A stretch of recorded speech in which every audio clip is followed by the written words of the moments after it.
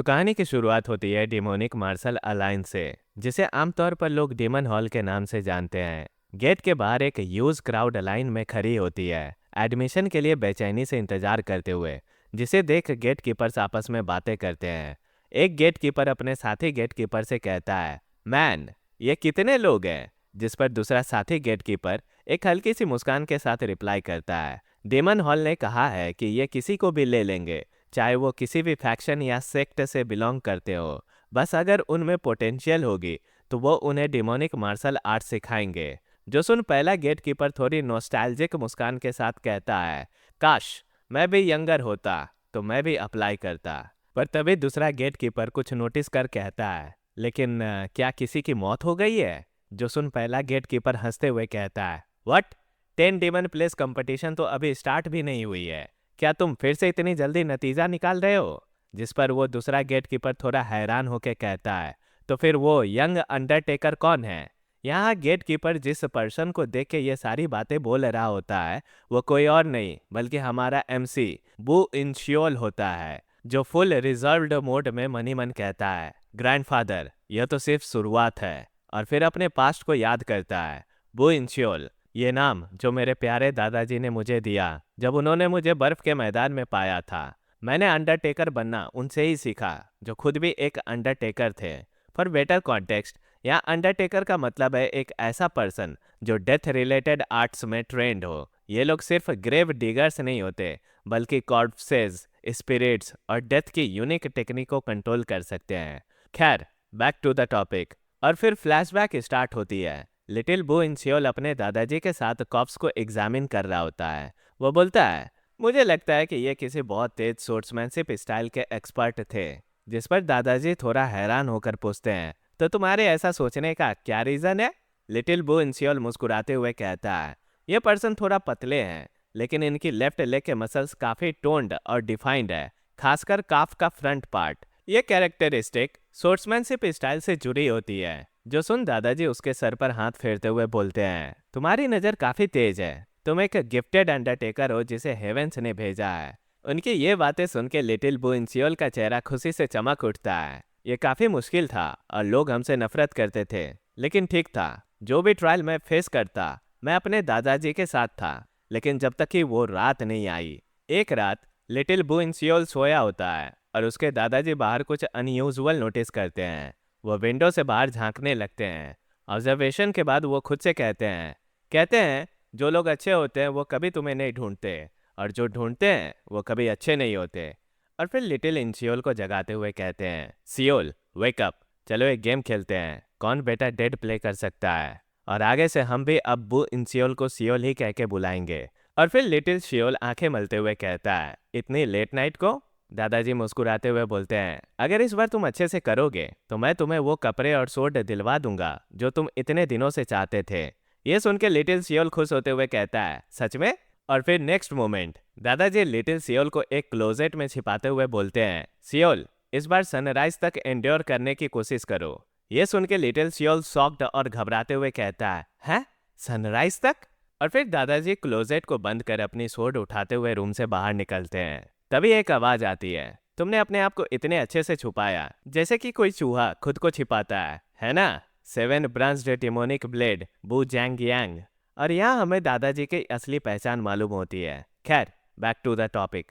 जिस पर दादाजी उस पर्सन से कहते हैं, मैंने ये नाम काफी दिनों से नहीं सुना। वो पर्सन क्रिपी टोन में कहता है, तुमने वाइस प्लेस मास्टर का पोजीशन छोड़ दिया सिर्फ इतने इन्फीरियर काम करते हुए जीने के लिए? और ये कहते हुए वो दादाजी पर तेजी से सोड अटैक करने के लिए रश करता है। उसके सोड के आसपास रेड ग्लोइंग एनर्जी सर्च कर रही होती है, लेकिन दादाजी फुल गीगा चैट में उस सोड अटैक को अपने एक हाथ से पकड़कर कहते हैं, मैंने अंडरटेकर का काम सिर्फ जीने के लिए नहीं किया, बल्कि अपनी पापों के प्रायश्चित के लिए किया। ये सुन के वो पर्सन एक क्रिपी स्माइल करता है, लेकिन दादाजी उसकी रेड ग्लोइंग एनर्जी को डिस्पेल कर कहते हैं, मैं तुम्हें अपनी जान दे दूंगा, लेकिन ये कहीं और करते हैं। मैं नहीं चाहता कि इनोसेंट लोग हर्ट हो। ये सुन के वो पर्सन जोर जोर से हंसता है और फिर कहता है, ऑल राइट, सोचना भी मत कि तुम भाग जाओगे। सीन कट होता है लिटिल सियोल पर। वो क्लोजेट के डोर को ओपन कर बाहर आता है और रोते हुए मनी मन कहता है, अब और नहीं, मैं सच में यूनिफॉर्म और स्वॉर्ड चाहता हूँ, लेकिन इतनी ठंड में यह बहुत ज़्यादा ठंड है।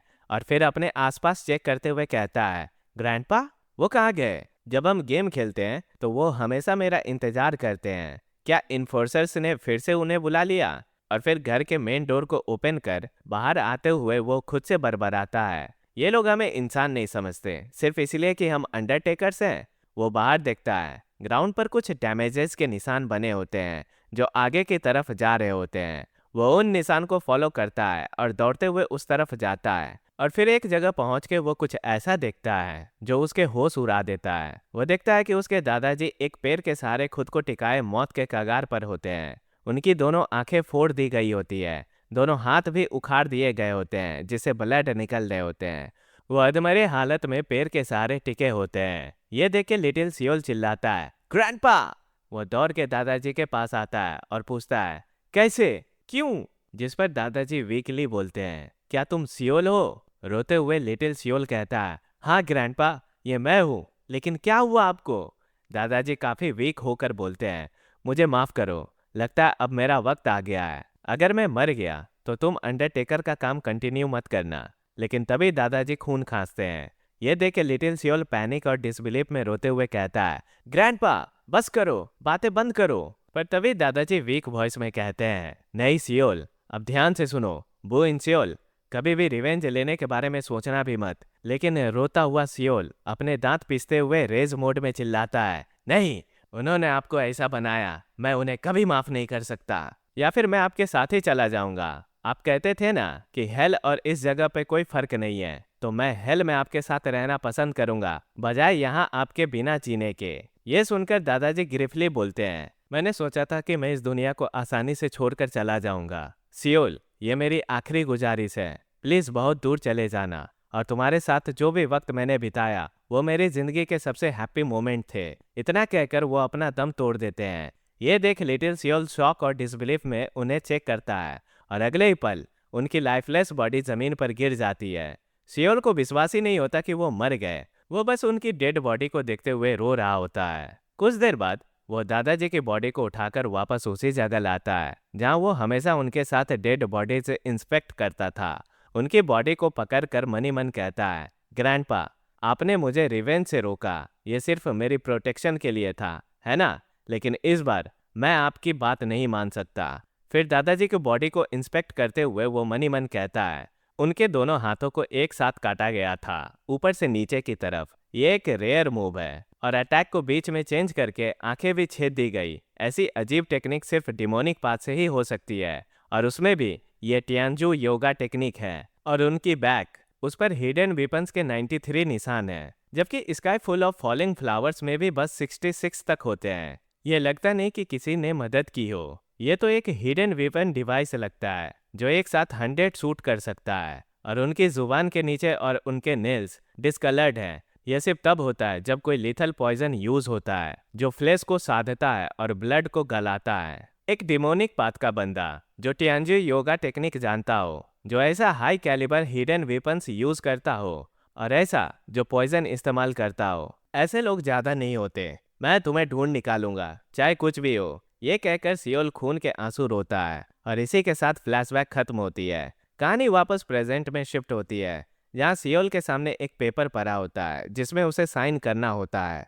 लेकिन पुरानी मेमोरीज को याद करते हुए उसकी आंखों से आंसू बहकर सीधे उस पेपर पर गिर जाते हैं। जो देख वो पहला गेटकीपर सोचता है, अरे ये क्या है? ये किस तरह का कंट्री बम्किन है? शायद ये यहाँ आया और अग्रीमेंट पेपर्स देखते ही डर गया होगा, जिसमें उसे अपनी बॉडी ऑटोनॉमी छोड़नी पड़ती है। और ये सोचकर वो सियोल से कहता है, अरे सुन, अगर तू अपना फिंगर स्टैंप नहीं करेगा तो सीधा वापस चला जा। लेकिन इससे पहले कि वो और कुछ बोलता, उसकी नजर पड़ती है रेत से भरे सियोल पर, जो अपना थंब अपने दांतों से काटकर उस पेपर पे अपने थंब प्रिंट लगा देता है। ये देखते ही दोनों गेटकीपर शॉक्ड रह जाते हैं। थंब प्रिंट लगाते हुए सियोल मनी मन सोचता है, जिस पल ग्रैंडफादर गुजरे मेरी जिंदगी बिखर गई। उसके बाद मेरे पास सिर्फ एक ही रास्ता बचा था, रिवेंज का, और ये कंपटीशन मेरे रिवेंज की पहली सीढ़ी होगी। ऑर्थोडॉक्स और अनऑर्थोडॉक्स सेक्ट्स, मुरिम को कंट्रोल करने वाली ये दोनों ताकतें हमेशा से लड़ती आई हैं। ऑर्थोडॉक्स सेक्ट्स जो जस्टिस और इंसाफ के पीछे भागते हैं, उनको लीड करता है मुरिम अलायंस, दूसरी तरफ है अनऑर्थोडॉक्स सेक्ट्स जो बस एक ही चीज को मानते हैं, पावर, और उनका सेंटर है डीमन प्लेस जहाँ पावर की वर्शिप होती है। काफी समय तक दोनों पावर्स के बीच एक बैलेंस बना रहा, लेकिन ऑर्थोडॉक्स सेक्ट्स ने सोचा कि उन्हें आगे बढ़ना चाहिए, और तब शुरू हुआ क्रिएशन ऑफ 18 मार्शल मास्टर्स, जिन्हें कहा गया masters for the greater good. इस नए खतरे को देखते हुए डीमन प्लेस भी पीछे नहीं रहा। उन्होंने डिसाइड किया कि उन्हें भी अपनी ताकत को और बढ़ाने का नया तरीका चाहिए। यहीं से उनका प्लान बना 10 डीमन मास्टर्स क्रिएट करने का। और सबसे बड़ा ट्विस्ट ये था कि चाहे कोई किसी भी सेक्ट से हो, डीमन प्लेस ने 10 सिलेक्टेड प्रोडिजीज को चूज करके उन्हें सिखाया 10 डीमन सेक्ट्स के मार्शल आर्ट्स। ये ऑफर डीमन प्लेस के असली मार्शल आर्ट सीखने का, चाहे तुम किसी भी अफिलिएशन से हो, इतना बड़ा था कि अनेक यंग वॉरियर्स अपनी मंजिल छोड़कर सीधे डीमन प्लेस की तरफ निकल पड़े। और ये सब सोचते हुए सियोल उस गेट से गुजरता है, सीधा demonic martial alliance AKA demon hall में एंटर करता है। वहाँ पहले से ही बहुत सारे लोग जमा होते हैं। उसकी एंट्री के साथ ही कई नज़रें उस पर टिक जाती है। हर कोई अपने आने वाले कंपटीटर को ध्यान से देख रहा होता है। सियोल भी उन सबको ऑब्जर्व करते हुए आगे बढ़ता है और मनी मन सोचता है, काफ़ी लोगों में से एक ज़बरदस्त ऑरा महसूस कर रहा हूँ। शायद इनमें से कोई मेरे ग्रैंडफादर के किलर से जुड़ा हो। किलर एक मार्शल मास्टर है जो मेरी समझ से बाहर है। ऐसे बंदे से बदला लेने के लिए मुझे भी वैसा ही मार्शल मास्टर बनना पड़ेगा, लेकिन अभी मेरे पास कोई अफिलिएशन नहीं है और ना ही कोई मार्शल आर्ट, इसलिए जल्दी से स्ट्रांग बनने का सिर्फ एक रास्ता है, 10 डीमन मास्टर्स में से कोई एक बनना। तभी वहाँ मौजूद सारे यंग टैलेंट्स किसी को नोटिस करके शॉक हो जाते हैं। सब देखते हैं कि वहाँ एक फियर्स पर्सनैलिटी वाला आदमी कुछ ब्लैक यूनिफॉर्म्ड मार्शल आर्टिस्ट के साथ सामने आता है। वो आदमी चिल्लाते हुए अनाउंस करता है, मेरा नाम यूक रायो न्यूंग है और मैं आप सबका हेड इंस्ट्रक्टर हूँ। ये वो जगह है जहाँ हम सब डीमन सेक्ट्स के सबसे बड़े प्रोडिजीज को आइडेंटिफाई करते हैं। सिर्फ वही जो हमारे तैयार किए गए सारे ट्रायल से गुजरेगा वो कैंडिडेट बनने का हक रखता है, और हो सकता है कि वो 10 डीमन मास्टर्स में से एक बन जाए। पहला ट्रायल ये है कि डीमन प्लेस के ये मार्शल आर्टिस्ट आपके फिजिकल एप्टीट्यूड को अच्छे से इंस्पेक्ट करेंगे। ये सुनकर प्रेजेंट कैंडिडेट्स हैरान हो जाते हैं और अपनी शिकायतें करने लगते हैं, वेट, ये कैसा ट्रायल है? नो वे, कंपटीशन का क्या हुआ? पर अगले ही पल सारे ब्लैक यूनिफॉर्म मार्शल आर्टिस्ट उन सबको फिजिकली चेक करना शुरू कर देते हैं और अकॉर्डिंगली पास फेल डिसाइड करते हैं। ये सब देख के सियोल मनी मन कहता है, तो अगर पास हुए तो ही अगले लेवल पर जाओगे, फिजिकल एप्टीट्यूड है। और तभी एक ब्लैक यूनिफॉर्म गाय सियोल का फिजिकल एप्टीट्यूड चेक करने आता है। सियोल सोचता है ये आ गया, और अगले ही पल वो उसे चेक करता है और शॉक में चला जाता है। वो चेक करते हुए मनी मन सोचता है, ये लड़का कंप्लीटली स्क्रूड लग रहा है। हैरानी ये है कि इसने पार्टिसिपेट करने का फैसला ही क्यों किया। हाँ, इसमें किलिंग इंटेंट साफ दिख रहा है, लेकिन मैं इसे पास नहीं करने वाला। और इतना सोचकर वो वहां से सिंपली वॉकआउट कर जाता है, सियोल को बगैर पास किए। सियोल भी मनी मन कहता है, जैसा कि मैंने सोचा था, अब तक मैं सिर्फ लाशों का ध्यान रखना सीखा है, ऐसे टेस्ट को मैं कैसे पास करूंगा। फिर भी ये एंड नहीं हो सकता। और तभी अनाउंस होता है, पहला ट्रायल खत्म हो गया। ये सुनते ही एक रेड यूनिफॉर्म कैंडिडेट गुस्से से चिल्लाता है, ये तो बिल्कुल अनफेयर है। अगर सिर्फ फिजिकल एप्टीट्यूड से ही 10 डीमन मास्टर्स से डिसाइड होंगे तो फिर कंपटीशन क्यों होस्ट किया गया? ये तो नाइंसाफी है। इंस्ट्रक्टर ह्यूक शांत और सख्त अंदाज में कहते हैं, अनफेयर? मार्शल आर्ट सीखने में आपके मसल्स और बोन्स सबसे इम्पॉर्टेंट चीज होते हैं। हमने ये कंपटीशन इसलिए रखा ताकि अलग अलग रीजन से उनको चुन सके जिनके पास असली एप्टीट्यूड हो, और तुम सिर्फ इसलिए कंप्लेन कर रहे हो क्योंकि तुमने हमारे बेसिक स्टैंडर्ड्स को भी मीट नहीं किया। रेड यूनिफॉर्म कैंडिडेट बोलता है, कम से कम हमें एक और मौका तो मिलना ही चाहिए। लेकिन अगले ही पल इंस्ट्रक्टर की आंखें येलो गोल्डन ग्लो करती है और वो अपनी ऑरा का प्रेशर कैंडिडेट पर डालते हुए बोलते हैं, चिंता मत करो, दूसरे ट्रायल में मैं उनको चुनूंगा जो पुअर फिजिकल एप्टीट्यूड होने के बावजूद मार्शल आर्ट सीख सकते हैं। हम देखते हैं कि वो रेड यूनिफॉर्म कैंडिडेट अपने घुटनों पर आ जाता है उस ऑरा प्रेशर के कारण, और फिर इंस्ट्रक्टर उन कैंडिडेट से कहते हैं, सेकेंड ट्रायल अभी शुरू होता है, एक दूसरे से लड़ो और तब तक सर्वाइव करो जब तक सिर्फ एक ही सर्वाइवर ना बचे। ये सुनकर एक फीमेल कैंडिडेट बोलती है, एक दूसरे को मार डालो, पर हम तो एक ही साइड पर हैं।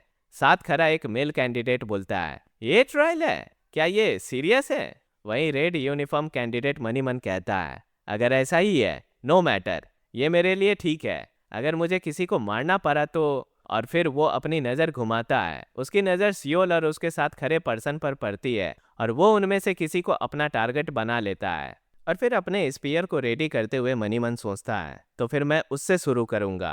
और नेक्स्ट मोमेंट वो अपना स्पीयर उनके तरफ थ्रो करते हुए चिल्लाता है, मर जा। और अगले ही पल स्पीयर उस पर्सन की बॉडी को पियर्स कर देती है जो सियोल के साथ खड़ा था। जिसके बाद वो रेड यूनिफॉर्म गाय एक क्रिपी स्माइल के साथ बोलता है, आज मैं तुम्हें मार सकता हूँ रेड ड्रैगन। वो पर्सन AKA रेड ड्रैगन मरते हुए गुस्से से उस क्रिपी गाय का नाम लेता है, वुन चोंग। और नेक्स्ट मोमेंट उसका दम टूट जाता है और वो जमीन पर गिर जाता है एक डेड बॉडी के रूप में। ये देख आसपास के लोग कमेंट करते हैं, उसने उसे सचमुच मार दिया, इतना ब्लड, मुझे तो उल्टी आ रही है। उस पर्सन के खून के छींटे सियोल के चेहरे पर भी लग जाती है। सियोल मनी मन सोचता है, उसने रिव से बचाकर सीधे हार्ट पर स्ट्राइक किया। फ्रेम वीक है लेकिन रिफ्लेक्सेस और एजिलिटी शार्प हैं। तवे वुन चोंग अपनी स्पीयर रेड ड्रैगन की बॉडी से निकालते हुए खुशी से चिल्लाता है, अगर कोई और भी यही हालत चाहता है छेद दिया जाना तो आगे आ जाओ, मैं वी वुन चोंग तुम्हारी भी हालत ऐसा ही करूंगा।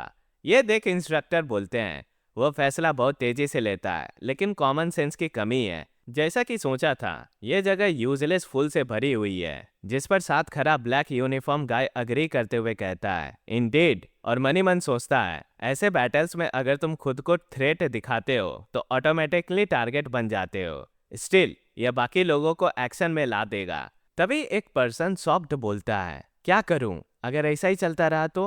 और फिर फ्रस्ट्रेशन में कोई दूसरा रास्ता ना पाकर वो भी मार काट पे उतर जाता है और अगले ही पल वो उस पर्सन को मार डालता है। और फिर अपने एक्शन को रियलाइज करते हुए कहता है, मैंने बिना सोचे आगे बढ़ गया। लेकिन अगले ही पल एक दूसरा पर्सन उसे भी मार डालता है और फिर एकदम केओस मच जाती है। ये देख इंस्ट्रक्टर मनी मन कहते हैं, ये यंगर वंस जिन्होंने कभी life and death situation face नहीं की है, वो इजीली पैरालाइज्ड हो जाते हैं ऐसे सिचुएशन में जब वो अपनी पोटेंशियल एंड के सामने होते हैं। और फिर हम देखते हैं कि सब लोग एक दूसरे को जान से मारने के लिए फाइट करते हैं, लेकिन उन्हीं केओस के बीच इंस्ट्रक्टर कुछ नोटिस करते हैं और फिर कहते हैं, हाँ लगता है इस जगह पे सब फूल्स नहीं है। उनकी नज़र दो लोगों पर टिकती है जो हंगामे से दूर दीवार के साथ खड़े होते हैं। एक है सियोल जो चुपचाप खड़ा होता है, शांत आंखों से बाकी सबकी बेवकूफ़ी और डिस्ट्रक्शन को देख रहा होता है, और दूसरा एक अलग दीवार से टिककर उतनी ही तेज नज़र से केओस को ऑब्जर्व कर रहा होता है।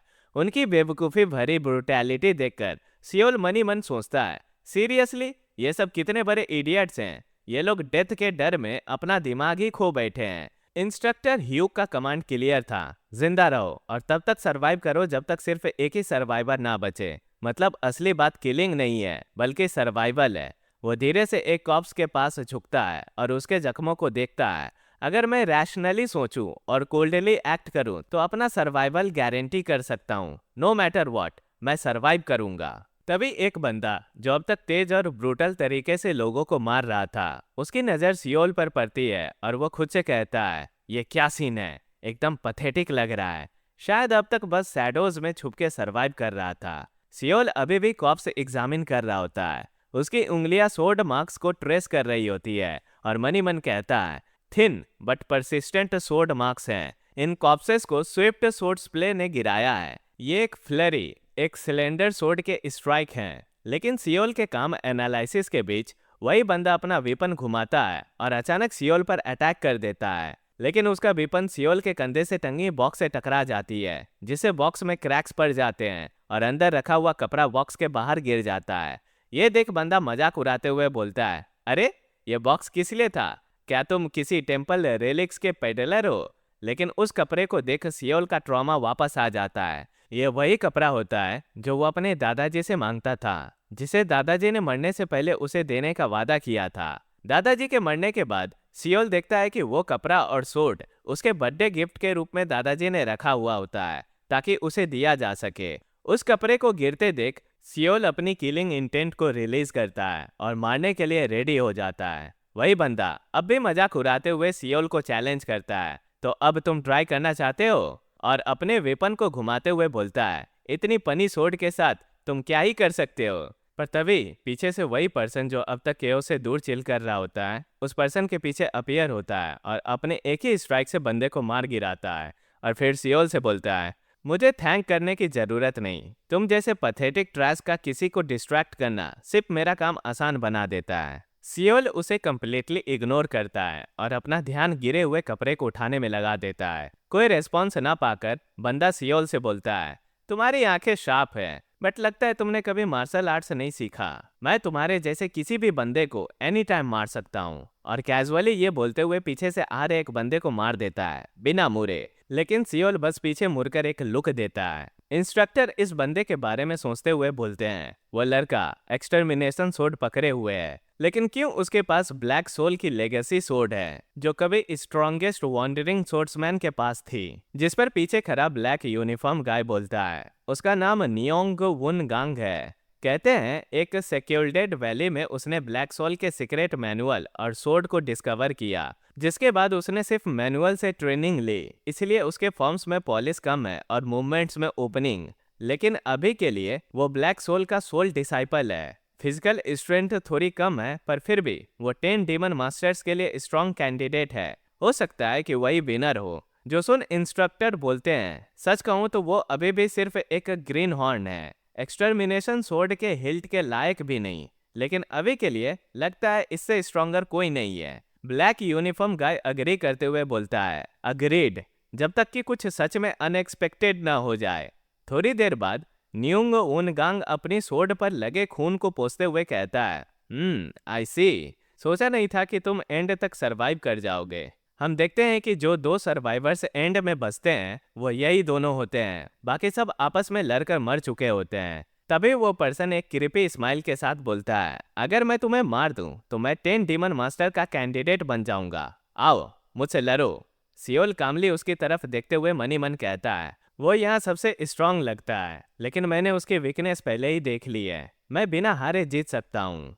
और इतना सोचकर वो अपनी छोटी सी तलवार लेकर कॉन्फिडेंटली आगे मूव करता है। यह देखकर न्यूंग उनगांग हंसते हुए बोलता है, क्या मैं तुम्हारी स्किल्स थोड़ी टेस्ट करूं? और ये कहकर वो तेज रफ्तार से सियोल पर चार्ज करता है। वो एक के बाद एक स्लैसेस मारता है। अटैक करते हुए वो हंसी में बोलता है, बस इतनी क्लमजी डॉजिंग कर सकते हो? ये देखकर हैरानी होती है कि तुम अब तक टिक गए। तभी वो मेन इन ब्लैक उनकी लड़ाई को देखते हुए मनी मन सोचता है, पहली नजर में लगता है कि वो बेहाल होकर मारा जा रहा है, लेकिन अगर ध्यान से देखो, हर स्ट्राइक के एंड में वो अपनी बॉडी को बस इतना ही मूव करता है कि कोई फैटल वुंड ना लगे। उसने न्यूंग उनगांग के अटैक पैटर्न्स को उन लाशों को देखते हुए याद कर लिया है। क्या ही जबरदस्त ऑब्जर्वेशन का लेवल है। और तभी सियोल उसे ताना मारते हुए बोलता है, तुम्हारी सोर्ड टेक्निक बिल्कुल बकवास है, इतने हमलों के बाद भी तुमने मेरी फ्लैश को सिर्फ स्लाइस ही किया है। ये सुनकर न्यूंग उनगांग शॉक में बोलता है, व्हाट? जिस पर मेन इन ब्लैक मनी मन सोचता है वो उसे प्रोवोक कर रहा है। हाँ, वो अच्छी तरह से इवेड कर रहा है, लेकिन काउंटर अटैक लगाना बिल्कुल अलग बात है। उस नाजुक जिस्म के साथ एक प्रॉपर स्ट्राइक लगाना भी मुश्किल होगा। सियोल के प्रोवोक करने पर चिढ़कर न्यूंग उनगांग बोलता है, मैं सोच रहा था कि तुम्हें थोड़ी देर और जिंदा रहने दूं, लेकिन तुम इतने घमंडी हो, क्या तुम इतनी जल्दी मरना चाहते हो? और ये कहकर वो भारी गुस्से से उसकी तरफ दौड़ पड़ता है और बोलता है, तो चलो मैं तुम्हारी ख्वाहिश पूरी करता हूँ। और अपनी तरफ चार्ज करते देख अपनी छोटी सोट के साथ रेडी सियोल मनी मन कहता है, वो आ रहा है, ये चांस सिर्फ एक ही बार मिलेगा। मैंने उन लाशों को देखकर कुछ समझा है, जिसके हिसाब से उसका फिनिशिंग स्ट्राइक हमेशा अपोनेंट के वाइटल पॉइंट्स पर जाता है, खासकर दिल और सर पर।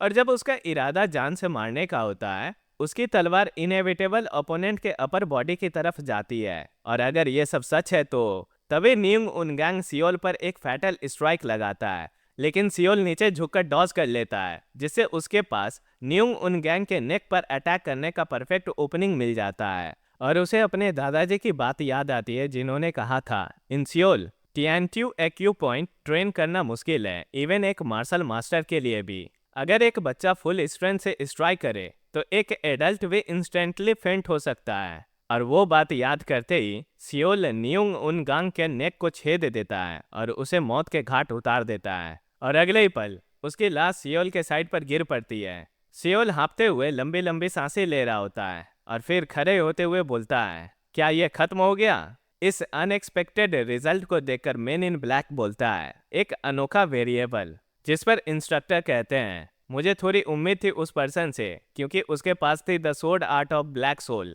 और तभी एक घंटा बजाया जाता है और इंस्ट्रक्टर अनाउंस करते हैं, बू इन सियोल, तुमने सेकेंड ट्रायल पास कर लिया है। तभी वो पास आउट हो जाता है और सपने में देखता है कि उसके दादाजी उसे आवाज़ लगाते हुए कहते हैं, इंसियोल तुम कहाँ हो। वो अपने ग्रैंडफादर के पीछे होता है और दौड़ते हुए उनके पास जाते हुए खुशी से बोलता है, दादाजी मैं तो यहाँ हूँ। ग्रैंडपा कहते हैं, मैं तुम्हें नहीं देख पा रहा हूँ। तभी ग्रैंडपा मुड़कर इंसियोल को देखते हैं। इंसियोल डर जाता है क्योंकि उनकी दोनों आंखें फूटी हुई होती है और उससे ब्लड निकल रहा होता है। ग्रैंडपा बोलते हैं, मैं तुम्हारी शक्ल बिल्कुल भी नहीं देख पा रहा। और तभी उस सपने से डरकर इंसियोल जग जाता है। ऑब्वियसली ट्रॉमा की वजह से ये नाइटमेयर आया होता है और जब उसकी आंखें खुलती है वो अपने आप को एक बोट पर पाता है। लोगों की नजरें उसे घूर रही होती है। थोड़ी देर बाद सिचुएशन रियलाइज करते हुए वो मनी मन सोचता है, लगता है हम शिप के अंदर हैं। क्या मैं बेहोश हो गया था? हाँ, मेरा बहुत ब्लड लॉस हो गया था। मेरी इंजरीज ग्रेव थी और फिर भी अब मुझे ऑलमोस्ट कोई दर्द महसूस नहीं हो रहा। क्या कोई रिनोन्ड फिजिशियन जो डिमोनिक प्लेस के लायक हो समन किया गया था? इसके अलावा यहाँ के लोग ओवरऑल उनकी बॉडीज वेल ट्रेंड है। कुछ फेसेस स्ट्रेंजली फेमिलियर भी लग रहे हैं। क्या ये वही लोग हैं जो फर्स्ट ट्रायल पास कर चुके हैं? डिस्डेनफुल गेजेस जैसे कि एक्सपेक्टेड था, आई सपोज। तभी शिप का डेक ओपन होता है और मैन इन ब्लैक गाय सबसे कहता है, उतर जाओ, हम अगले ट्रायल एरिया हेल आइलैंड पहुंच गए हैं। शिप हेल आइलैंड पर पहुंचते ही ब्लैक यूनिफॉर्म गाय शिप से नीचे उतरते हुए कहता है, यह हेल आइलैंड है। और फिर तुरंत कैंडिडेट्स की तरफ देखते हुए बोलता है, मेरे पीछे आओ। सारे कैंडिडेट्स बिना कुछ कहे उसके ऑर्डर को फॉलो करते हैं। वो उन्हें डेजिग्नेटेड जगह पर ले जाके कहता है, तुम सब यहीं रहोगे, अपने पुराने कपड़े और हथियार यहीं छोड़ दो। जो नए कपड़े और तलवारें तैयार की गई है उन्हें पहनो और बाहर आ जाओ, और जो भी केप पसंद हो उसे चुन लो। इस पर सियोल मनी मन सोचता है, ये जगह ठीक लग रही है। मुझे लगा था गर्मी और ह्यूमिडिटी होगी, लेकिन ये तो काफ़ी कंफर्टेबल है। जिसके बाद वो केव्स की तरफ बढ़ता है। तभी एक जगह देखता है कि दो कैंडिडेट्स एक केव को लेकर लड़ रहे होते हैं और उनकी लड़ाई को एक तीसरा बंदा रिजॉल्व करता है। वो उन्हें इग्नोर करते हुए मनी मन सोचता है, इन लोगों को बिल्कुल भी अंदाजा नहीं है कि सेकेंड ट्रायल में क्या हुआ था। सबने अपने गार्ड्स डाउन कर रखे हैं। जो लोग पहले ट्रायल में पास हुए हैं उनमें से कई तो महंगे और शाही कपड़े पहने हुए हैं। क्या ये सब प्रेस्टिजियस क्लैन से हैं? समझ गया, मतलब सेकेंड ट्रायल एक ऐसी जगह थी जहां उन्होंने उन लोगों को निकाल दिया जिन्हें वो खुद मार सकते थे। तभी उसके थॉट को इंटरप्ट करते हुए वही ब्लैक यूनिफॉर्म मार्शल आर्टिस्ट पीछे से कहता है, क्या तुमने अभी तक चूज नहीं किया? पहले से ही तुम काफी सुस्त पड़े हो। अब इधर उधर टाइम वेस्ट करने का टाइम नहीं है बू इन सियोल। जो सुन सियोल पीछे मुड़कर देखता है और पाता है कि ये वही आदमी है जिसने पहले ट्रायल में उसका एप्टीट्यूड चेक किया था। और तभी ब्लैक यूनिफॉर्म मार्शल आर्टिस्ट मनी मन सोचता है, उसकी स्टेयर की वजह से मेरी नज़र उस पर अटकी, लेकिन सोचा भी नहीं था कि वो सेकेंड ट्रायल एक्चुअली सरवाइव कर पाएगा। देखते हैं कि अब यहाँ वो क्या चॉइस लेता है। जिसके बाद वो फिर सियोल से जोर से कहता है, हमारे पास वक्त नहीं है, जल्दी चुनो। इस पर सियोल एक केव की तरफ पॉइंट करते हुए बोलता है, तो मैं उस वाले को चुनता हूँ। और तभी हम देखते हैं कि वो केव काफ़ी गंदी और अनप्लीजेंट होती है, ऐसी जगह जहाँ आमतौर पर कोई जाना पसंद नहीं करेगा। उसकी चॉइस देखकर ब्लैक यूनिफॉर्म पर्सन थोड़ा हैरान होकर कहता है, इतने सारे जगहों में से तुमने एक ऐसी जगह चुनी जो तुम्हारे गंदे पोशाक के लायक है। मैं काफ़ी डिस्गस्ट फील कर रहा हूँ। और फिर मनी मन सोचता है, बू इन सियोल वो वाकई एक जीनियस है। ये दिखने में छोटी और गंदी सी केव लग सकती है, लेकिन ये सिर्फ एंट्रेंस है। अंदर काफ़ी बड़ी जगह है जहाँ ट्रेनिंग भी हो सकती है। और ये छोटा सा एंट्रेंस इंट्रूडर से बचाव में भी मदद करता है। अक्सर लोग एंट्रेंस देखकर ही इसे अवॉइड कर देते हैं, लेकिन इसने तो सब कुछ ध्यान से गौर कर लिया।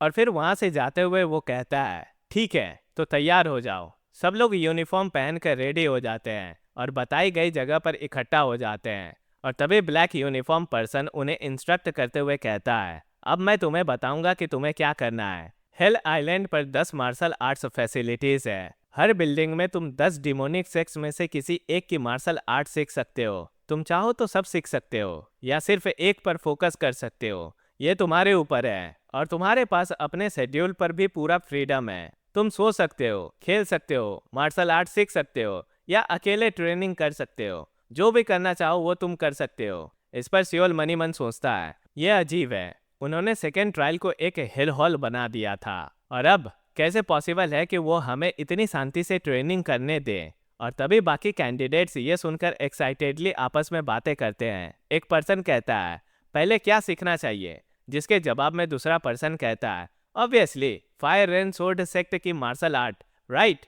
मैंने सुना है कि वो सबसे स्ट्रांग है। और सब उस मार्शल आर्ट को सीखने भाग पड़ते हैं। ये देखकर सियोल मनी मन सोचता है, सब एक ही जगह जा रहे हैं, फायर एंड स्वॉर्ड सेक्ट। मैंने सुना है कि वो डिमोनिक सेक्ट्स में सबसे पावरफुल है। उनकी मार्शल आर्ट सीखना काफी यूजफुल होगा, लेकिन मेरे लिए ऐसा नहीं है। मैंने कभी कोई मार्शल आर्ट सीखी नहीं है, इसलिए चाहे वो कितनी भी अमेजिंग मार्शल आर्ट्स क्यों ना हो, मैं बिना उसके भी ठीक हूँ। और फिर वो अपोजिट डायरेक्शन में जाते हुए सोचता है, मुझे अभी जो चाहिए वो ये नहीं है। और फिर एक जगह पहुंचकर सोचता है, क्या ये वही जगह है, द वॉन्डरिंग बीस्ट पवेलियन? उनकी पोजीशन इतने नीचे गिर गई है कि मुश्किल से ही 10 डिमोनिक सेक्ट्स के बीच अपना नाम बनाए हुए हैं। सिर्फ एक रीजन है कि वो अब तक बचे हुए हैं, क्योंकि अपने वक्त में उन्होंने काफी स्ट्रॉन्ग मार्शल मास्टर्स प्रोड्यूस किए थे। मेरे ग्रैंडफादर ने उनके बारे में बताया था जब वो मुरिम के बारे में कह रहे थे।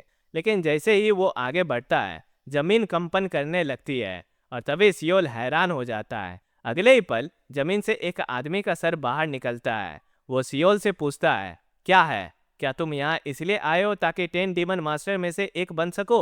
और ये आदमी कोई और नहीं बल्कि वॉन्डरिंग बीस्ट पवेलियन का सीक्रेट पवेलियन मास्टर सा वू होते हैं। हैरान सियोल खुद को संभालता है और फिर उन्हें ग्रेट करते हुए बोलता है, हाँ, मैं यहाँ आया हूँ वॉन्डरिंग बीस्ट पवेलियन की मार्शल आर्ट सीखने के लिए। पवेलियन मास्टर सियोल को ऊपर से नीचे देखते हैं और फिर कहते हैं, अपनी मौत को जल्दी मत बुलाओ, चले जाओ यहाँ से। मेरा मार्शल आर्ट सिखाने का कोई इरादा नहीं है, खासकर तुम जैसे फ्रेजाइल पर्सन को। जिस पर सियोल बोलता है, मैंने सुना है कि अगर मैं वॉन्डरिंग बीस्ट पवेलियन की मार्शल आर्ट सीख लूं तो मुझे इतनी ताकत मिल सकती है कि मैं कुछ भी सरवाइव कर सकूं।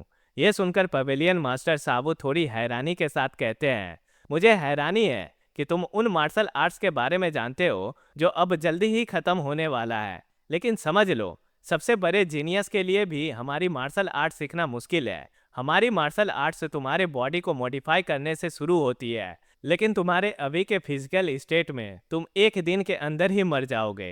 अगर तुम्हें मेरी बात समझ आ गई हो तो चले जाओ।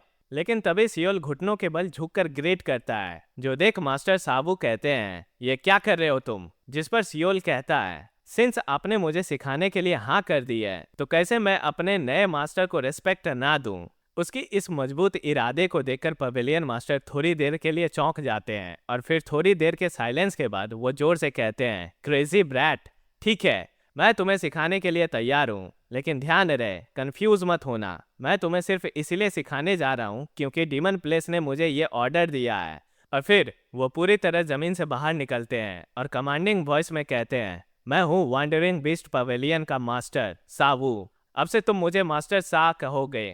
तभी सियोल थोड़ी हेजिटेशन के साथ खुद को इंट्रोड्यूस करते हुए बोलता है, मेरा नाम बू इन सियोल है। लेकिन मास्टर साहब बीच में रोककर स्टर्नली कहते हैं, नहीं, तुम सिर्फ ट्रेनी नंबर 1 हो। चलो अभी से शुरू करते हैं। और अपनी उंगलियों पर ब्लू फ्लेम एनर्जी के साथ एक टेक्निक को एक्टिवेट करते हैं। तभी एक एनर्जी सीधे इंसियोल की आंखों को हिट करती है। उसकी प्यूपिल्स का रंग धीरे धीरे गहरा ब्लैक होता जाता है और अगले ही पल उसकी आंखें पूरी तरह से ब्लैकआउट हो जाती है, जैसे अंधेरा उन्हें निगल गया हो। अचानक वो खुद को पूरी तरह अंधेरे में पाता है और वो मनी मन सोचता है, मुझे कुछ भी दिखाई नहीं दे रहा। तभी अंधेरे में मास्टर साबू की आवाज गूंजती है, घबराओ मत, मैंने वॉन्डरिंग नाइट पवेलियन की सीक्रेट टेक्निक से तुम्हारी विजन टेम्पररली सील कर दी है। ये एक जरूरी स्टेप है वॉन्डरिंग बीस्ट पाथ सीखने के लिए। ये वॉन्डरिंग नाइट पवेलियन की एक बेसिक मार्शल टेक्निक है। यह सुन इंसियोल हैरान रह जाता है, वॉन्डरिंग बीस्ट पाथ? मास्टर साबू आगे कहते हैं, ये टेक्निक तुम्हारी सारी सेंसेस को हाइटन करती है और तुम्हें एक बीस्ट जैसी रिफ्लेक्सेस देती है। हमारी मार्शल आर्ट दूसरों से अलग है और हर इंसान के हिसाब से ये बदल जाती है। इसी वजह से वॉन्डरिंग बीस्ट पाथ को मास्टर करना,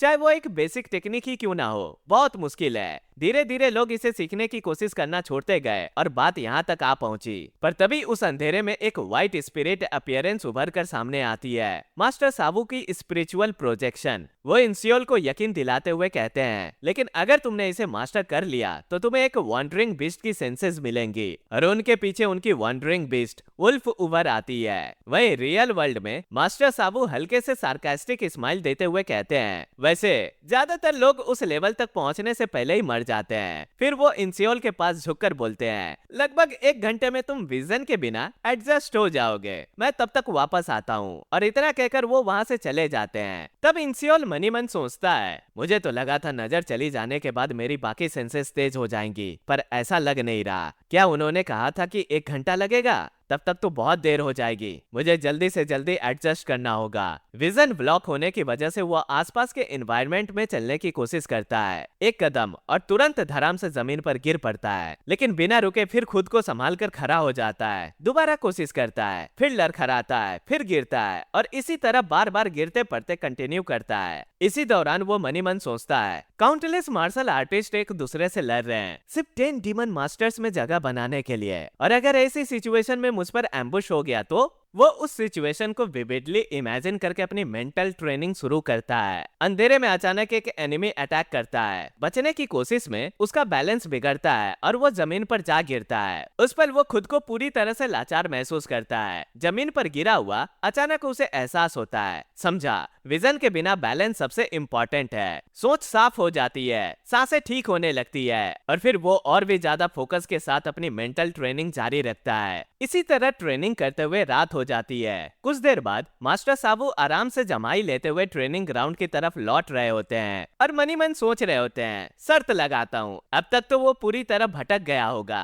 लेकिन जैसे उनकी नजर सामने पड़ती है, इंसियोल वहाँ ट्रेन कर रहा होता है। विजन ब्लॉक होने के बावजूद वो स्मूथ क्विक मूवमेंट्स के साथ इमेजिनरी एनिमी से लड़ रहा होता है। उसकी हर मूव कंट्रोल्ड और स्टेप में बैलेंस होता है। मास्टर साबू चुपचाप उसे ऑब्जर्व करते हुए मनी मन कहते हैं, ये काफी दिलचस्प है। अक्सर ट्रेनीज विजन जाने के बाद रुक जाते हैं जब तक बाकी सेंसेस नेचुरली वापस शार्प ना हो जाएं, लेकिन ये खुद एक इमेजिनरी दुश्मन बनाकर ट्रेनिंग कर रहा है, शायद इसलिए इतनी जल्दी एडजस्ट कर गया। इंसियोल का हर मूवमेंट पहले से ज्यादा स्मूथ और इंस्टिंक्टिव हो चुका होता है और ये देख मास्टर साबू के चेहरे पर एक वाइड स्माइल आ जाती है। अच्छा, तो तुम आदत डाल चुके हो, तो चलो अब मेरी तलवार से बचकर दिखाओ। ये कहते ही वो अपनी तलवार निकालते हैं और वहीं से शुरू होती है एक हेलिस ट्रेनिंग। दिन बीतने लगते हैं, आसमान में घने बादल छा जाते हैं, तेज बारिश शुरू हो जाती है। 3 दिन के इस हेलिस और इंटेंस ट्रेनिंग के बाद तेज बारिश के बीच भी इंसियोल मास्टर साबू के साथ ट्रेन कर रहा होता है। वो बार बार स्ट्राइक खाकर जमीन पर गिरता है, लेकिन हर बार बिना एक शब्द कहे तुरंत खड़ा हो जाता है। फिर एक फाइटिंग स्टैंस लेते हुए फिर से रेडी होता है। तभी मास्टर साबू अपनी मयान में बंद सोर्ड से उसके स्टमक पर जोर से स्ट्राइक करते हैं। इंसियोल फिर से जमीन पर जा गिरता है।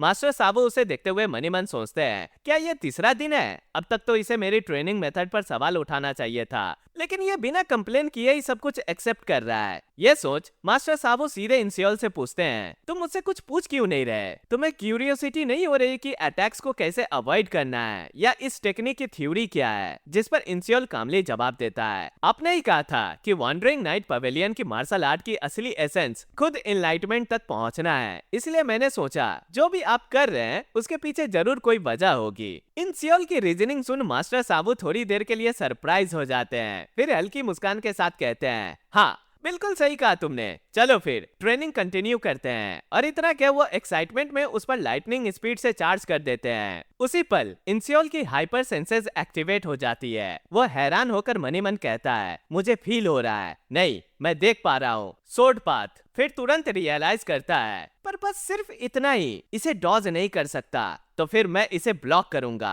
और अगले ही पल इंसियोल मास्टर साबू के अटैक को सक्सेसफुली ब्लॉक कर लेता है। मास्टर साबू की आंखें हैरानी में फैल जाती है। वो मनी मन सोचते हैं, क्या उसने अभी मेरी साइलेंट अटैक को ब्लॉक कर दिया, और वो भी सिर्फ 3 दिनों की ट्रेनिंग में? लेकिन अटैक की फोर्स इतनी ज्यादा होती है कि इंसियोल अपनी सोर्ड को जमीन में घुसाकर खींचते हुए दूर तक स्लाइड हो जाता है। वो थोड़ा सांस लेते हुए मनी मन कहता है, लगता है मैं अभी इसे प्रॉपर्ली ब्लॉक नहीं कर पाया। तभी मास्टर साबू एक बैम्बू फ्लास्क को उसकी तरफ फेंकते हुए कहते हैं, लो इसे पी लो। इंसियोल फ्लास्क पकड़कर कहता है, थैंक यू मास्टर। और वो जैसे ही पीता है तुरंत ही शॉक हो जाता है। फिर हैरानी से सोचता है, ये पानी नहीं है, मेरी बॉडी में अचानक एनर्जी दौड़ रही है, जैसे जो खून बह गया था वो वापस आ रहा है। ये क्या चीज है? वही मास्टर साबू चुपचाप उसे देखते हुए मनी मन सोच रहे होते हैं, ये वो अल्टीमेट स्प्रिंग स्पिरिचुअल वाटर है जो मैंने पूरी जिंदगी भर संभाल कर रखा था, पर मुझे बिल्कुल अफसोस नहीं। और फिर एक वाइड स्माइल के साथ मनी मन आगे कहते हैं, आखिरकार मुझे वो मिल ही गया जिसका मैं पूरी जिंदगी इंतजार कर रहा था, एक once in a life time genius. उसके बाद इंसियोल की ट्रेनिंग ऐसे ही कंटिन्यू रहती है। मास्टर साबू लगातार सोड स्ट्राइक करते जा रहे होते हैं। इंसियोल हर स्ट्राइक को ब्लॉक करने में स्ट्रगल करता है, लेकिन काफी सक्सेसफुली मैनेज कर रहा होता है। और ये देखकर साबू मुस्कुराते हुए कहते हैं, एक बार और इसे रिसीव करके दिखाओ। और इतना कहकर वो एक डेडली सोड स्लैश करते हैं। इंसियोल पीछे हटकर डॉज करता है, लेकिन साबू तुरंत इंसियोल के पीछे आ जाते हैं और कहते हैं, अभी भी काफी नहीं है। इंसियोल तुरंत रिएक्ट करता है और पीछे की तरफ सोड स्टैब करता है, लेकिन उसके सरप्राइज के लिए मास्टर साबू उसके स्टैब अटैक को सिर्फ अपनी सोड सीट से रोक देते हैं, काउंटर अटैक नहीं करते। थका हुआ इंसियोल तेज सांसें लेते हुए सोचता है, क्या उन्होंने अटैक करना बंद कर दिया? पर तभी मास्टर साबू जोर जोर से हंसते हुए चिल्लाते हैं, सोचने की बात है, जो मैं ढूंढ रहा था वो पूरे ही समय मेरे सामने था। और उसी पल साबू इंसियोल की आंखों पर लगी सील को लिफ्ट कर देते हैं। अपनी विजन वापस पाकर इंसियोल मनी मन कहता है, मेरी आंखें मैं फिर से देख पा रहा हूँ। तब साबू कॉन्फिडेंटली कहते हैं, बू इंसियोल, 10 डीमन मास्टर्स बनने की चिंता छोड़ दो और मेरी पवेलियन का ऑफिशियल डिसाइपल बन जाओ। अगर तुम ये करोगे तो 10 साल में मैं तुम्हें डिमोनिक फैक्शन के टॉप 10 स्ट्रॉन्गेस्ट मार्शल मास्टर में से एक बना दूंगा। इंसियोल मास्टर साबू के ऑफर पर थोड़ी देर सोचता है। वो मुझे डिमोनिक फैक्शन के स्ट्रॉन्गेस्ट मार्शल मास्टर में से एक बना देंगे। अब तक जो मैंने देखा है उससे लगता है वो झूठ नहीं बोल रहे, लेकिन ये भी साफ है कि ग्रैंडफादर का कातिल काफी स्किल्ड है। ऐसी सिचुएशन में मैं सिर्फ वॉन्डरिंग बीस्ट पवेलियन की मार्शल आर्ट सीखकर सेटिस्फाइड नहीं हो सकता। और फिर अच्छी तरह से समझ लेने के बाद वो डिटरमाइंड हो फॉर्मली अपना डिसीजन अनाउंस करता है, मैं एक डीमन मास्टर बनूंगा। मास्टर साबू उसके ऐसे डिसीजन को एक्सपेक्ट नहीं कर रहे थे। उसका एम्बिशन सुन उनका मुंह बिगड़ जाता है और कहते हैं, अगर तुम ये सिर्फ 10 डिमोनिक सेक्ट की मार्शल आर्ट सीखने के लिए कर रहे हो तो भूल जाओ, ये इम्पॉसिबल है। Even grand heavenly demon emperor के लिए भी, जिनके पास अपनी खुद की मार्शल आर्ट क्रिएट करने का एक्स्ट्रा ऑर्डिनरी टैलेंट है। हर मार्शल आर्ट एक स्पेसिफिक फिजिक और एनर्जी टाइप के लिए सूटेड होती है, चाहे कोई कितना भी टैलेंटेड क्यों ना हो। एक इंसान मैक्सिमम 2 या 3 मार्शल आर्ट ही प्रॉपर्ली मास्टर कर सकता है। डिमोनिक फैक्शन में सबसे स्ट्रॉन्ग बनने का सबसे बड़ा शॉर्टकट यही है कि एक ही मार्शल आर्ट को सिंगल माइंडली परस्यू करो। पर इससे पहले कि वो अपनी बात पूरी करते, इंसियोल रेस्पेक्ट शो करते हुए बीच में ही बोल पड़ता है, कृपया मुझे माफ कीजिए। साबू मनी मन सोचते हैं, क्या इस लड़के का फैसला बदलने का कोई तरीका नहीं है? और फिर हार मानते हुए पीछे मुड़ कहते हैं, फाइन, मैं तुम्हें अब एक अलग मार्शल आर्ट सिखाऊंगा। ये सुनते ही इंसियोल थोड़ा सरप्राइज हो जाता है और तुरंत कहता है, माफ कीजिए, लेकिन मैंने तो अभी तक सिर्फ वॉन्डरिंग बीस्ट पवेलियन की बेसिक ही सीखी है। साबू कामली कहते हैं, मेरे पवेलियन की मार्शल आर्ट सिर्फ स्टेप या थ्योरी से नहीं सिखाई जाती। और अगले ही पल बिना किसी वार्निंग के ही वो अपनी सोर्ड से इंसियोल पर सीधा अटैक कर देते हैं। इंसियोल अपनी बीस्ट रिफ्लेक्सेस का यूज करते हुए अटैक को सक्सेसफुली ब्लॉक कर लेता है। हालांकि वो खुद भी इससे थोड़ा सरप्राइज्ड हो जाता है। फिर साबू मुस्कुराते हुए आगे कहते हैं, और तुम ऑलरेडी मेरे वाइल्ड बीस्ट पाथ प्रैक्टिस कर रहे हो। और ये सुन इंसियोल मनी मन सोचता है, आई सी, तो जो सारे सोर्ड स्ट्राइक्स उन्होंने मुझ पर अनलिस्ट किए वो एक्चुअली वाइल्ड बीस्ट पाथ के फॉर्म्स थे। इस रियलाइजेशन के साथ इंसियोल झुककर कहता है, थैंक यू मास्टर। साबू कामली कहते हैं, शुक्रिया करने की कोई जरूरत नहीं, जैसा कि मैंने पहले ही कहा था, यह सिर्फ डीमन पैलेस का ऑर्डर था। इंसियोल फिर जेंटली कहता है, पर आपने तो मुझे इलिक्सर्स तक दिए, मैं आपका ये उपकार कभी नहीं भूलूंगा। जो सुन मास्टर साबू कहते हैं, भूल जाओ। इंसियोल शॉक में कहता है, व्हाट? साबू एक्सप्लेन करते हैं, यही जियांगू है, फेवर्स, ग्रजेस, अगर तुम भूल सको तो भूल जाना ही सबसे बेहतर है। इंसियोल चुपचाप उनकी बातों को एब्जॉर्ब करता है। कुछ देर बाद वो जमीन पर झुककर बो करते हुए कहता है, तो अब मैं इजाजत लेता हूँ। और फिर फेयरवेल कहकर बीस्ट पवेलियन पाथ से निकल पड़ता है नेक्स्ट मार्शल आर्ट पवेलियन की तरफ। मास्टर साबू उसे जाते हुए देख स्माइल करते हुए वंडर करते हैं, सच में ऐसा हिडन ड्रैगन आखिर कहाँ से आ गया? लगता है हेल आइलैंड पर जल्दी खूनी तूफान उठने वाला है। आगे बढ़ते हुए इंसियोल मनी मन सोच रहा होता है, शायद ये वाइल्ड बीस्ट पाथ सीखने की वजह से हो रहा है। मेरी सेंसेस हद से ज्यादा शार्प हो गई है। कुछ ना करते हुए भी इतनी अवेयरनेस थका देती है, और अगर ऐसा ही चलता रहा तो मैं ठीक से आराम भी नहीं कर पाऊंगा। मुझे इसे कंट्रोल करना होगा।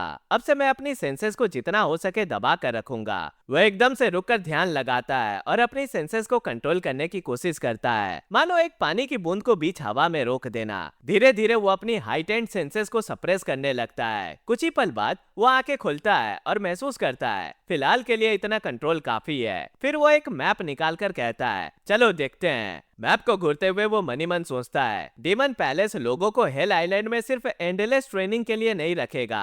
हो सकता है वक्त पहले ही यहाँ से निकल रहा हो। अगर ऐसा है तो मेरे पास सिर्फ एक ही रास्ता है। मुझे उस डिमोनिक सेक्ट के फाउंडर के पास जाना होगा जिसने 700 साल पहले ग्रेट हेवनली डेमन एम्परर को टक्कर दी थी। फायर रेन सोर्ड एम्परर जियोक हुआ वुन 10 डिमोनिक सेक्ट में सबसे पावरफुल सेक्ट जो उन्होंने खुद बनाई। अब मेरे पास वही एक ऑप्शन है। कुछ देर बाद इंसियोन फायर रेन सोर्ड सेक्ट पहुंचता है। मेन एंट्रेंस पर खड़े होकर वो सोचता है, अगर वॉन्डरिंग बीस्ट पवेलियन के मार्शल हॉल से कंपेयर करूं तो ये तो किसी महल जैसा लग रहा है। वो डोर नॉक करता है। डोर ओपन कर एक पर्सन बाहर आता है और पूछता है, इस वक्त कोई विजिटर? कौन हो तुम? जैसे वो इंसियोल का परिचय सुनता है उसका चेहरा शॉक में जम जाता है। तब इंसियोल मार्शल रेस्पेक्ट शो करते हुए आगे कहता है, मैं फायर रेन सोर्ड सेक्ट की मार्शल आर्ट सीखने आया हूँ। और मनी मन ऑब्जर्व करता है, ये इंसान इस सेक्ट का मार्शल मास्टर है।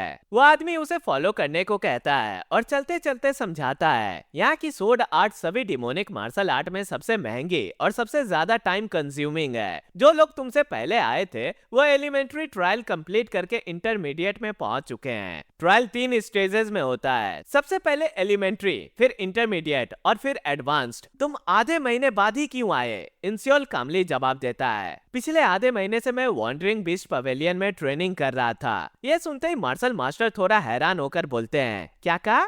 Wandering beast pavilion? ये मत कहना कि तुमने वाइल्ड बीस्ट पाथ सीख ली। इंसियोल सीधे जवाब देता है, हाँ सीखा है। और ये सुनकर वो मनी मन सोचते हैं, मुझे पता है कि ये लड़का जीनियस है, लेकिन सिर्फ आधे महीने में वाइल्ड बीस्ट पाथ मास्टर कर लेना ये नामुमकिन है। और तुरंत ही मास्टर साबू के नेचर को याद कर सोचते हैं, ज्यादा संभावना ये है कि साबू इरिटेट होकर इसे जल्दी डिसमिस कर दिया होगा।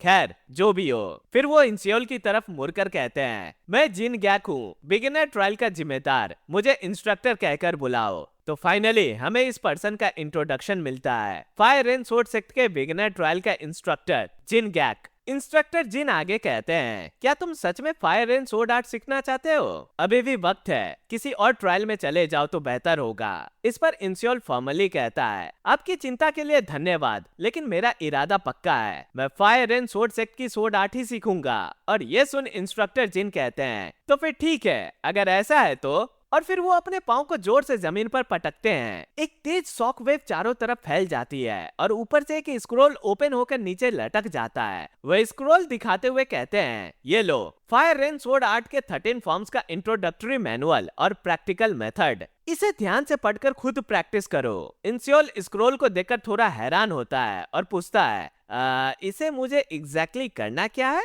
ये सुन इंस्ट्रक्टर जिन थोड़ा कंफ्यूज होकर कहते हैं, क्या मतलब? कहीं तुम ये तो नहीं कह रहे कि तुम सोर्ड मैनुअल पढ़ ही नहीं सकते?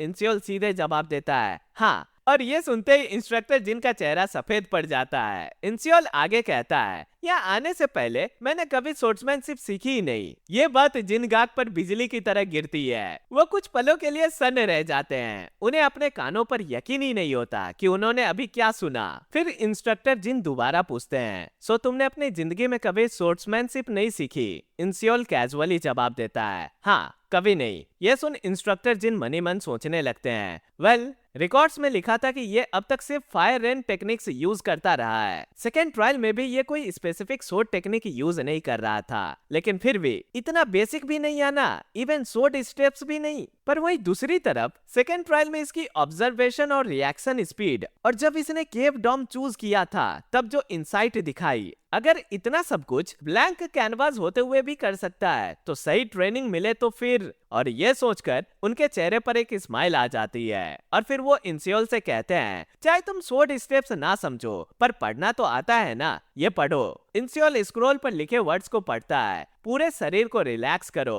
और धीरे धीरे फ्लो में एक हो जाओ। इंस्ट्रक्टर जिन उस फ्रेज का मतलब समझाते हैं। सबसे पहले फुल बॉडी रिलैक्सेशन, मतलब सोड चलाते वक्त पूरे शरीर को रिलैक्स्ड रखना, खासकर कोर और कमर को रिलैक्स रखना जरूरी है। अपनी समझ से इंसियोल एक अजीब सी पोजीशन में झुककर पूछता है, क्या ऐसे? और ये देखकर इंस्ट्रक्टर जिन का चेहरा शौक और हैरानी से भर जाता है। 10 डीमन मास्टर डिसाइड करने वाली जगह पर मुझे इतनी बेसिक चीजें सिखानी पड़ रही है। तब वो उसकी पोस्चर करेक्ट करते हुए कहते हैं, सीधे खड़े रहो। जब बॉडी टेंस होती है, कोर भी टाइट हो जाता है। अपने मन को कंट्रोल करो और उसे रिलैक्स करो, फिर धीरे से फ्लो में एक हो जाओ। इंसियोल तुरंत समझ लेता है और अपनी पोस्चर को स्टेबल कर लेता है। ये देख इंस्ट्रक्टर जिन हैरानी से सोचते हैं, उसकी पोस्चर तुरंत सेट हो गई। क्या उसने एक ही बार में समझ लिया? फिर हैरानी भरी मुस्कान के साथ कहते हैं, गुड, तुम्हारी पोस्चर अब ठीक है। अब मैं तुम्हें फायर रेन 13 फॉर्म्स तुरंत सिखाता हूँ। और वो एक एक करके फॉर्म सिखाना शुरू कर देते हैं, बॉडी पोस्चर को करेक्ट करते हुए और साथ ही साथ सही इमिटेशन पर उसे शाबाशी देते हुए।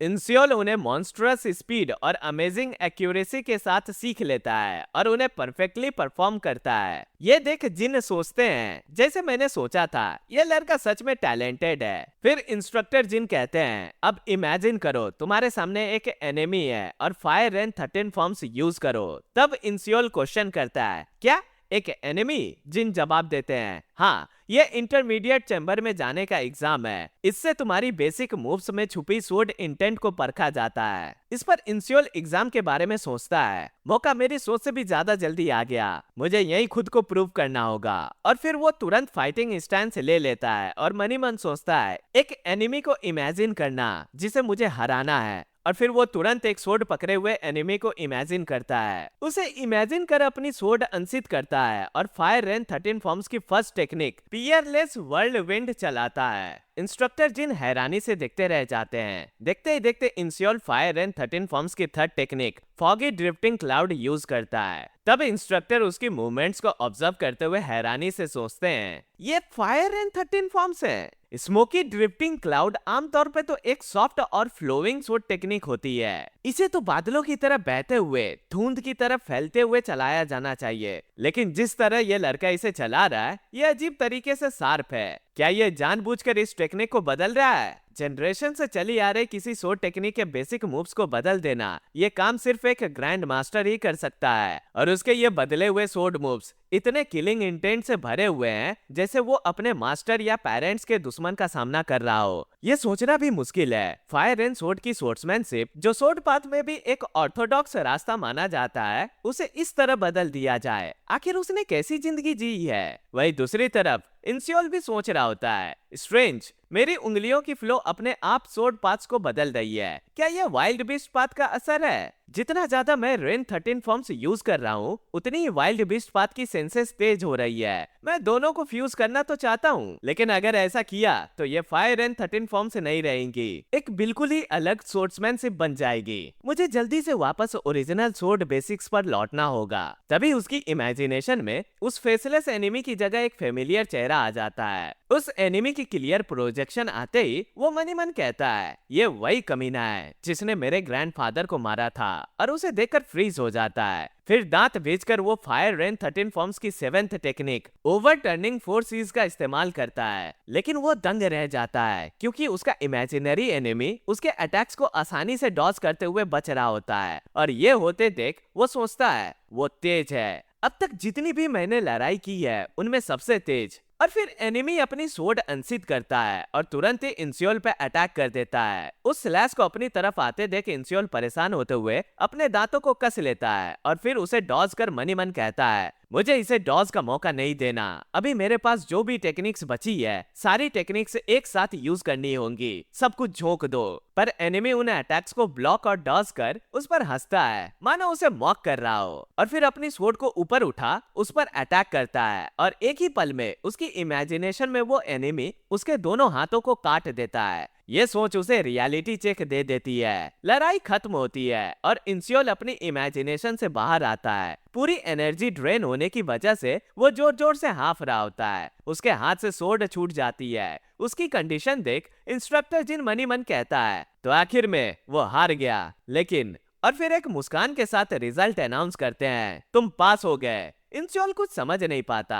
तब इंस्ट्रक्टर जिन एक्सप्लेन करते हैं, एलिमेंट्री चैम्बर में जो टेस्ट होता है वो तुम्हारी स्वॉर्ड की समझ और फायर रेन 13 फॉर्म्स को रियल फाइट में एग्जीक्यूट करने की एबिलिटी देखता है। फिर स्वॉर्ड की नोक पर पैर से मारकर स्वॉर्ड को हवा में उछालते हैं और कैच करके कहते हैं, तुमने डेफिनेटली प्रूव कर दिया। और उसकी स्वॉर्ड वापस देते हुए आगे कहते हैं, तुम्हारी फायर रेन 13 फॉर्म्स इनक्रेडिबल थी, अब इंटरमीडिएट चैम्बर की तरफ जाओ। यह सुनकर इंस्योल मनी मन सोचता है, इंस्ट्रक्टर जिन गाक, मुझे स्पोर्ट्समैनशिप के बारे में कुछ भी नहीं पता था, फिर भी आपने पेशेंटली सब कुछ स्टेप बाय स्टेप सिखाया और दिखाया। फिर वो झुककर मार्शल रेस्पेक्ट शो करते हुए बोलता है, इस सारी गाइडेंस के लिए धन्यवाद। जिस पर इंस्ट्रक्टर जिन कहते हैं, आगे और हार्ड वर्क करो।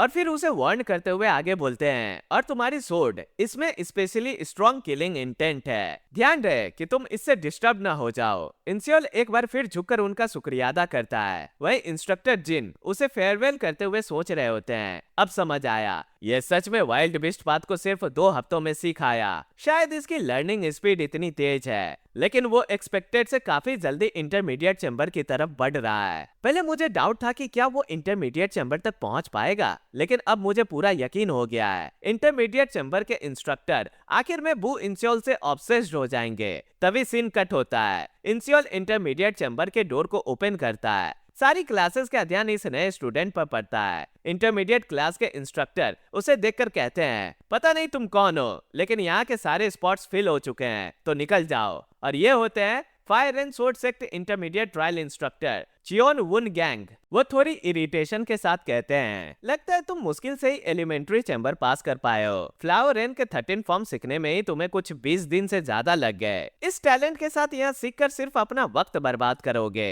इस पर इंस्योल कामली कहता है, मैं लेट इसलिए हुआ क्योंकि 2 हफ्ते वॉन्डरिंग बीस्ट पवेलियन में था। जो सुन इंस्ट्रक्टर चियोन कहते हैं, अच्छा तो ऐसा है, तो मतलब तुम एलिमेंट्री टीचिंग समझने में स्लो नहीं थे। और इरिटेटेड मनीमन सोचता है, वंडरिंग बीस्ट पवेलियन पक्का वाइल्ड बीस्ट पाथ बीच में ही छोड़कर भाग गया होगा। फिर सीधे बोलते हैं, तो फिर ठीक है, तुम एलिमेंट्री चैम्बर की टीचिंग पास कर चुके हो, इसलिए बैठ सकते हो। लेकिन देखते हैं तुम यहाँ के पेस के साथ चल भी पाते हो या नहीं। और उसके बाद वो अपनी टीचिंग जारी रखते हुए कहते हैं, फायर एंड थंडरिंग स्वॉर्ड तेज और लगातार मूवमेंट्स पर बेस्ड है। अगर स्वॉर्ड हैंडलिंग स्ट्रांग नहीं हुई तो तुम खुद को ही चोट पहुंचा लोगे। रियल कॉम्बैट में इसे चलाना मुश्किल होता है, बिल्कुल फायर एंड 13 फॉर्म्स की तरह। फिर भी ये एक बेसिक मार्शल आर्ट है जो तुम्हें प्रोसेस में सीखनी ही होगी। हमारा मेन फोकस जीतना नहीं है, बल्कि तुम्हारी स्वॉर्ड प्रोवेस को शार्पन करना है। फिर एक ट्रेनी को बुलाते हैं, बियुक हानसुंग आगे आओ, ड्यूएल के लिए अपोनेंट चूज करो। जिस पर बियुक पूछता है, क्या मैं किसी को भी चूज कर सकता हूँ? इंस्ट्रक्टर चियोन कहते हैं, हाँ। यह सुन बियुक के चेहरे पर मुस्कान उभर आती है। वो सीधे इंस्योल की तरफ अपनी उंगली पॉइंट कर कहता है, तो फिर मैं इसे चूज करता हूँ। जो सुन इंस्ट्रक्टर थोड़ी हेजिटेशन के साथ कहते हैं,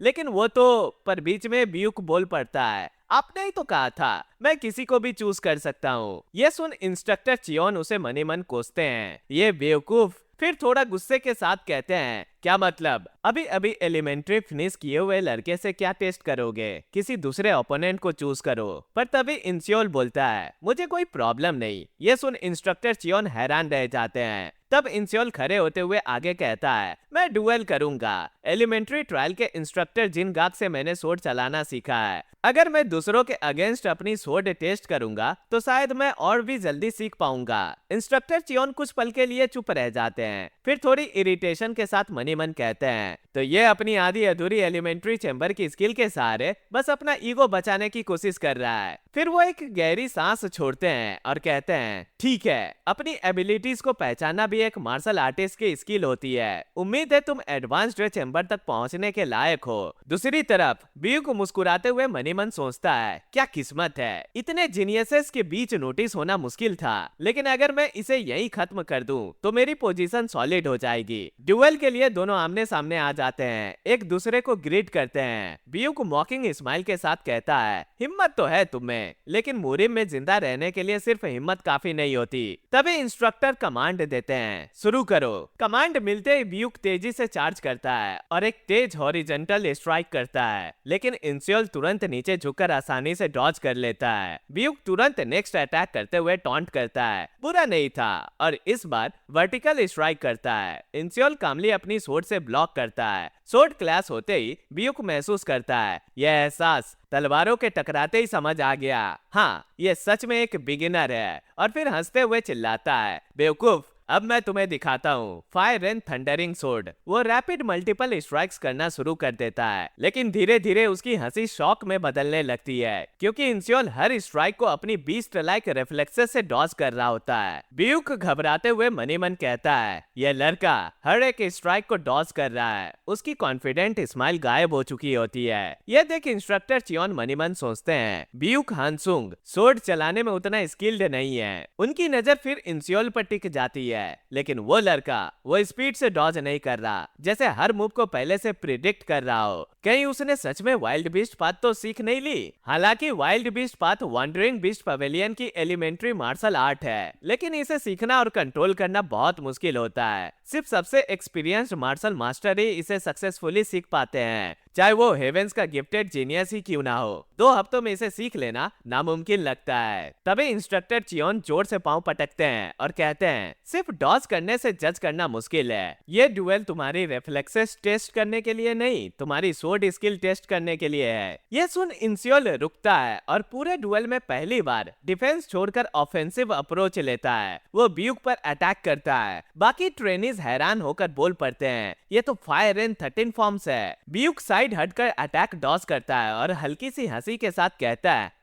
फायर एंड 13 फॉर्म्स। ड्यूएल देख रहे ट्रेनीज में से एक ट्रेनी नोटिस करता है, नहीं ये कुछ अलग है, बहुत ही सटल डिफरेंस है। और वहीं ब्यूक इंसियोल को बिगिनर टेक्निक यूज करते देख हंसी उड़ाते हुए कहता है, इस अटैक को तो मैं आंखें बंद करके भी डॉज कर सकता हूँ। लेकिन अगले ही पल उसकी आंखें फट जाती है। इंसियोल की वुडन सोर्ड उसके सर पर बिल्कुल ऊपर आ चुकी होती है। वो किसी तरह उस स्ट्राइक से बचता है, लेकिन उसके कुछ बाल कटकर हवा में उड़ जाते हैं। यह देख ब्यूक घबराकर मनी मन सोचता है, व्हाट, क्या ये असली फायर एंड 13 फॉर्म्स है? अब इंसियोल लगातार उस पर स्ट्राइक करने लगता है। ब्यूक को ब्लॉक करने में स्ट्रगल होने लगती है। फ्रस्ट्रेशन और गुस्से में ब्यूक मनी मन कहता है, साला क्या ये अपनी असली स्किल्स छुपा रहा था? क्या ये जानबूझकर 13 फॉर्म्स के वेरिएंट यूज करके मेरा मजाक उड़ा रहा है? क्या ये सब सिर्फ इंस्ट्रक्टर की नजर में आने और सीधे एडवांस्ड चैम्बर में पहुंचने के लिए कर रहा है? शिट, अगर ऐसा चलता रहा तो। और फिर अपने दांतों को भींचकर वो जोर से चिल्लाते हुए डिक्लेयर करता है, एडवांस्ड चैम्बर तक पहुंचने वाला तो मैं ही होऊंगा। और तुरंत अपनी Asura sword style blood shattering strike unleash कर देता है। यह देख इंस्ट्रक्टर चियोन मनी मन सोचते हैं, यह असुरा सोर्ड सेक्ट की लीथल टेक्निक है। मैंने ये नहीं कहा था कि सिर्फ fire and sword he use करनी होगी, लेकिन वो लड़का ऐसी सिचुएशन में भी उसके पैरों का बैलेंस नहीं बिगड़ा।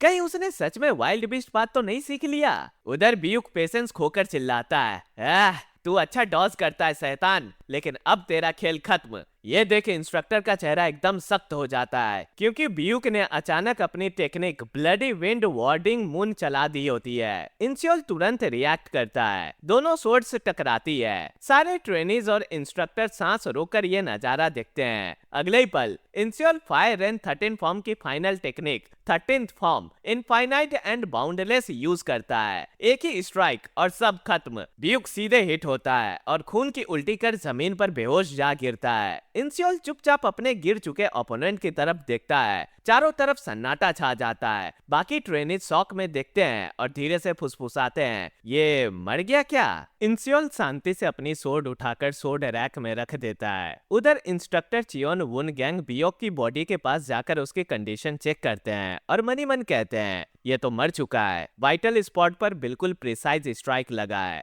फिर सीधे इंसियोल की तरफ मुड़कर पूछते हैं, क्या तुम हमेशा से वॉन्डरिंग बीस्ट पवेलियन के डिसाइपल थे? इंसियोल सीधे जवाब देता है, नहीं। इंस्ट्रक्टर चियोन फिर पूछते हैं, तो तुम कहना चाहते हो कि सिर्फ 2 हफ्तों में तुमने वाइल्ड बीस्ट पाथ को परफेक्टली मास्टर कर लिया? इंसियोल शांत रहते हुए कहता है, मैंने सिर्फ बेसिक सीखी है। ये सुन इंस्ट्रक्टर चियोन सार्कास्टिकली हंसी हंसते हुए बोलते हैं, बेसिक्स? क्या आजकल वॉन्डरिंग बीस्ट पवेलियन में झूठ बोलना भी सिखाया जाता है? इंसियोल कुछ एक्सप्लेन करने ही वाला होता है कि तभी चियोन ब्यूक की बॉडी को देखते हुए बोलते हैं, मुझे बहाने नहीं चाहिए, इस सब को तुरंत साफ करो। इधर सारे ट्रेनीज शौक में आपस में फुसफुसाते हैं, नॉर्मल स्पारिंग सेशन में मर्डर, ये क्या बकवास है, क्या इसे सजा नहीं मिलनी चाहिए? तभी इंस्ट्रक्टर चियोन उन्हें एक कोल्ड मर्डरस नजर से देखते हुए कहते हैं, ये गलत फहमी मत पालो ना, मैं मार्शल चैम्बर होने का मतलब ये नहीं कि ये कोई सेफ जगह है, ये हेल आइलैंड है, और अगर तुमने कोई ऐसी टेक्निक यूज की जो मारने के लिए बनी हो तो तुम्हें खुद भी मरने के लिए तैयार रहना होगा। अब ट्रायल कंटिन्यू होगी। उसके बाद कई ड्यूअल्स होते हैं, कुछ ट्रेनीज बुरी तरह इंजर्ड हो जाते हैं, कुछ अपनी जीत पर खुश होते हैं तो कुछ अपनी हार पर टूट चुके होते हैं। डुएल्स खत्म होने के बाद इंस्ट्रक्टर चियोन हारे हुए ट्रेनीज के पास जाते हैं और सीधे कहते हैं, तुम सब ट्रायल्स में फेल हो चुके हो, तुरंत यहाँ से निकल जाओ और किसी और मार्शल चैम्बर में एडमिशन लो।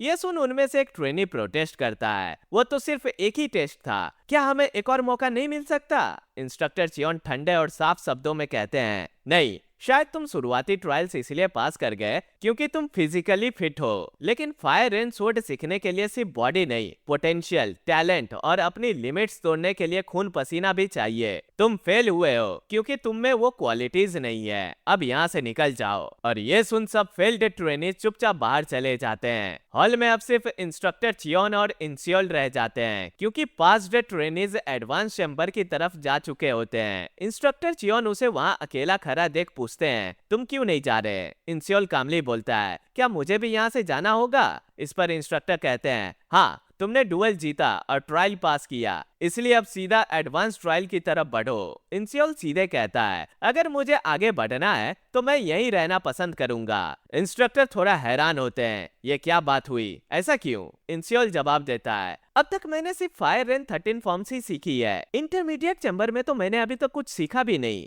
इस पर इंस्ट्रक्टर चियोन कहते हैं, तुमने वाइल्ड बीस्ट पाथ सीखा है, असुरा सोर्ड सेक्ट की टेक्निक को सीधा देखकर समझ लिया, और तुम कह रहे हो कि तुमने कुछ भी नहीं सीखा?